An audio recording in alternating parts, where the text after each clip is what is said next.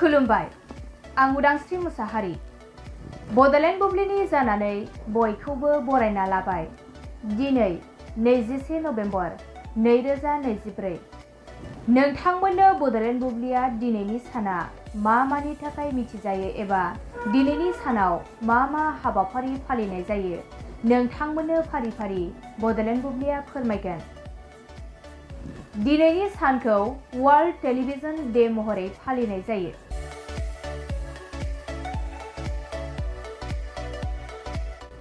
World television डेखौ बोसोरफ्रोमबो 21 नभेम्बराव फालिनाय जायो। समाज आरो मुलुगाव टेलिभिजननि गोहोमखौ सिनायनो थाखाय बुहुमनां टेलिभिजन सानखौ 21 नभेम्बराव फालिनाय जायो। बे साना टेलिभिजननि गोदान समाज, हारिमु आरो सुंज्रोबनि सायाव गोहोम खोख्लैनायनि सायाव नोजोर होयो। बुहुमनां टेलिभिजन साना मुलुगनाङैनो रंजानाय आरो सोलोंथाइसिम सौहैनायाव जांख्रिखांनाय लाबोयो।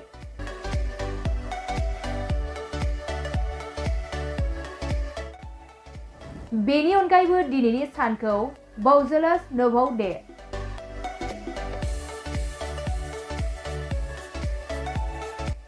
वर्ल्ड फिलसफी डे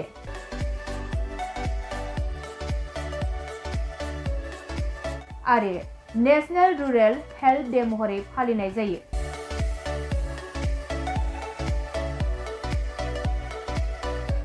नोंथांमोननो बड'लेण्ड बुब्लिया दिनैनि सानाव मा मा हाबाफारिजों मिथिजायो आरो मा मा हाबाफारिखौ फालिनाय जायो फोरमायबाय।